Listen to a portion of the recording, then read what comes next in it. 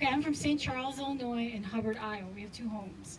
And I've never followed the primaries as closely as I ever have been in my life. And I love your vision of America.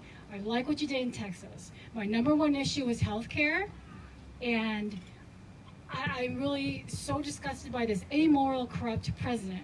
So I just want you to tell me in this country, my question is, how are you going to defeat Trump in 2020? How are we going to do it? Yeah. So in February of this year, Donald Trump comes to our hometown of El Paso, Texas. He wants to use our beautiful border community as the backdrop for the case that he's going to make for a $30 billion, 2,000-mile wall that will do absolutely nothing to secure this country, that will not be built on the international boundary of the United States and Mexico, which is the center line of the Rio Grande River Channel, will cause you and I to take our fellow Americans' farms and ranches and homes through eminent domain to build a solution in search of a problem.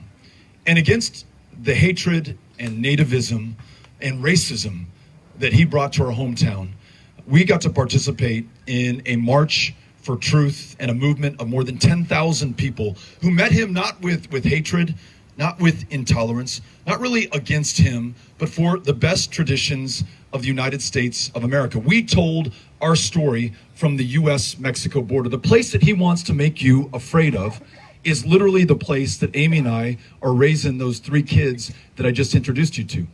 And I can talk about the power of immigration, that El Paso is one of the safest cities in the United States of America today, not despite, but because of the fact that we're a city of immigrants and asylum seekers and refugees. So on his own terms, in our hometown, we were able to meet that force of hatred with a force of love and compassion and strength and confidence and courage, which to me is the answer to the pettiness and the meanness and the division that we're seeing right now in our country.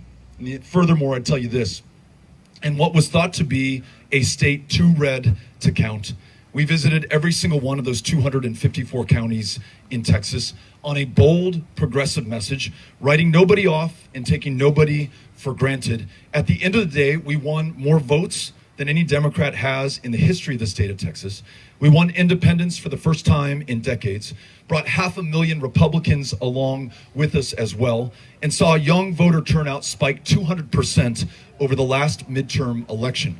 I'm confident that it's going to take that kind of movement, comprised of people across all differences, geographic, partisan, and otherwise, to defeat Donald Trump in 2020, and then, just as importantly, to bring this very divided country together again in 2021. So that's how we do it. I've seen us do it in El Paso and in Texas, and I want to do it here in Iowa and across the country as well, and I would love to have your help in order to be able to do this.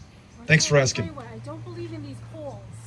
And I can tell you this, at least in St. Charles, Illinois, all my mom friends, I'm a mom of a 13-year-old and 19-year-old daughter who saw you in Grinnell College. She goes, I think this is going to be good, so say it into the not- microphone. No, I'm just saying, I'm a mom of a 13-year-old in St. Charles, Illinois, and my daughter is a sophomore at Grinnell College who saw you. We encourage you to see you in person. So I saw you on video on Facebook Live. Yeah. And I can tell you, I don't believe in these polls. And I can tell you, I talked to all these mom friends. No one in St. Charles, Illinois is talking about this immigration problem. They are not. They're talking about health care and college education that's unaffordable. Those 2 issues.